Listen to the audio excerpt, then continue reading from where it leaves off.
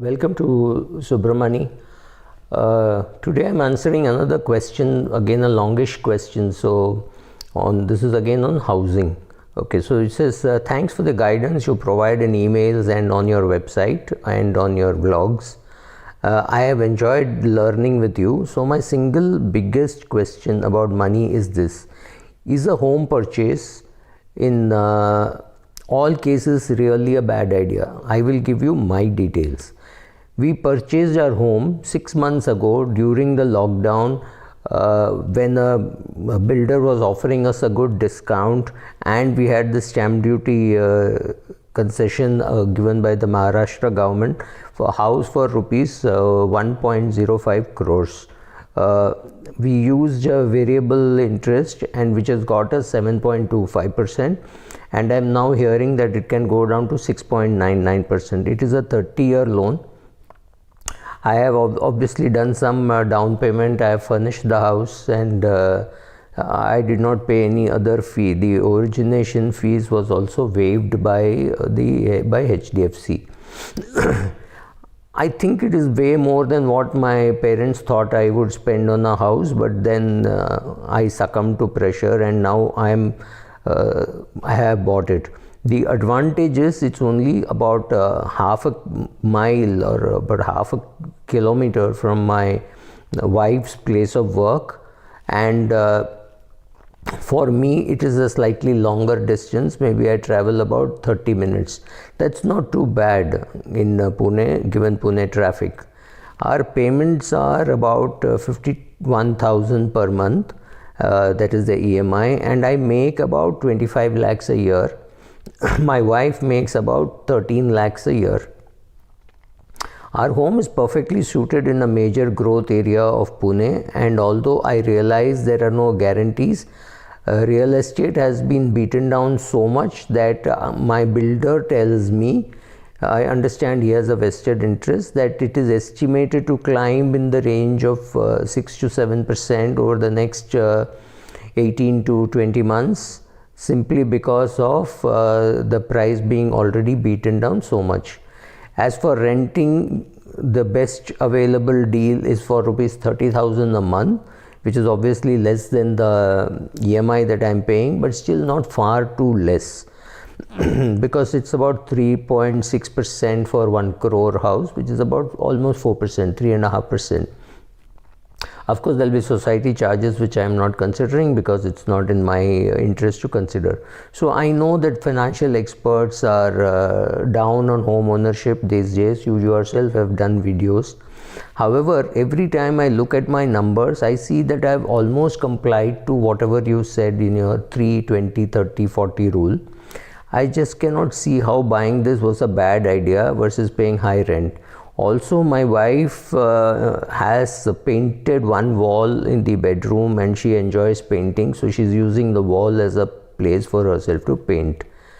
I don't know whether my landlord would have allowed this. And for the full financial picture, I'm 34 years of age, I've got a kid, and my wife is 30 years of age, and we started investing a few years ago. I still have about 20 lakhs in my retirement account.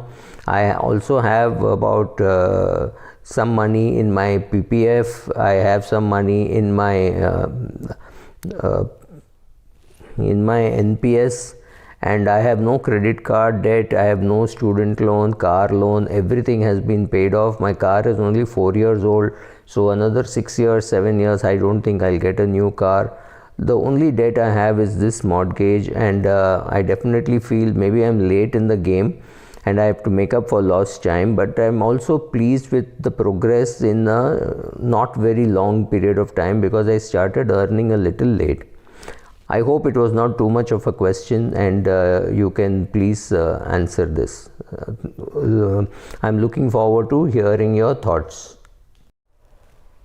Okay, thanks Arvind.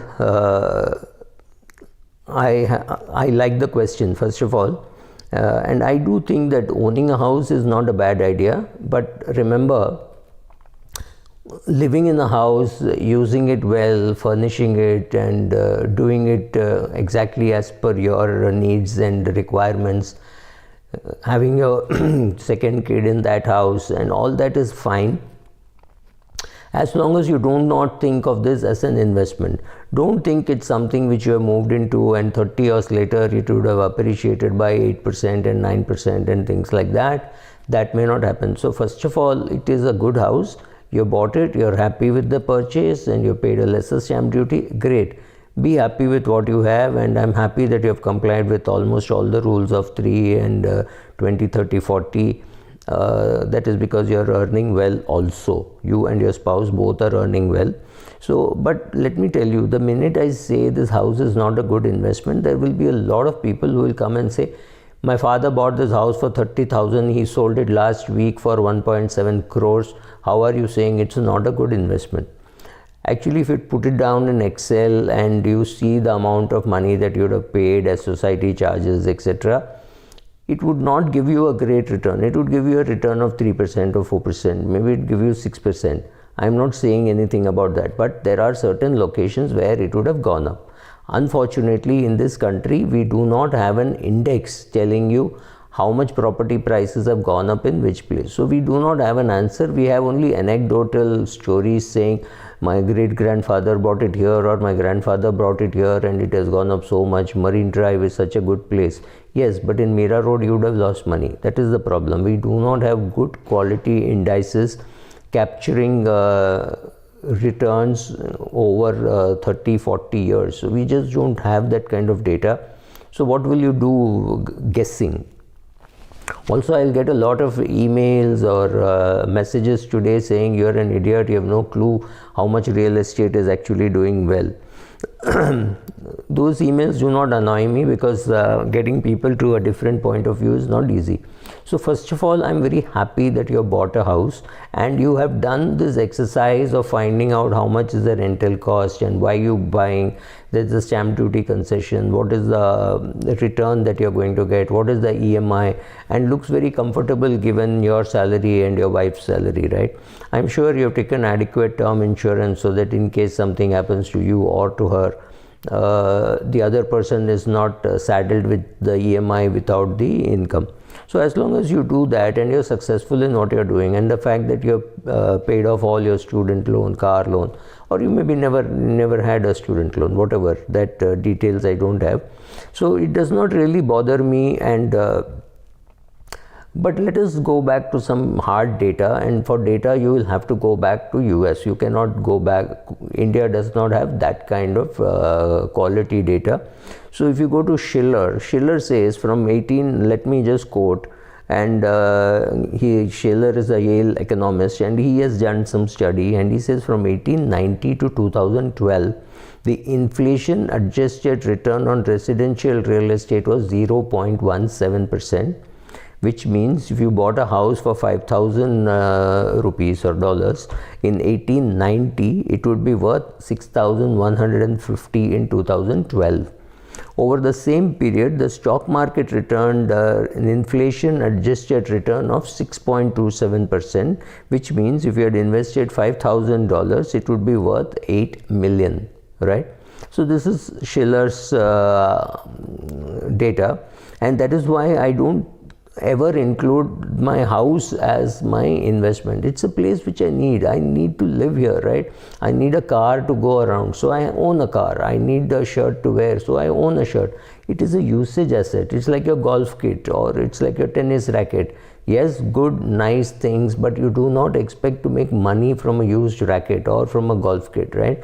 You don't, that's all. So if you take the 1960s and 70s, people would use a car for 10 years and sell it at the same price. It sounds like a joke today. So 70 years back, what happens if your house does not appreciate and is selling at more or less the same price at which you bought, right? Because better buildings with better amenities are available. So 50, 60 years is how long you live in a house. So after that, if you can't get any resale value because land in that place is not appreciated, believe me, all these things are possible. We're trying to guess over very long periods of time.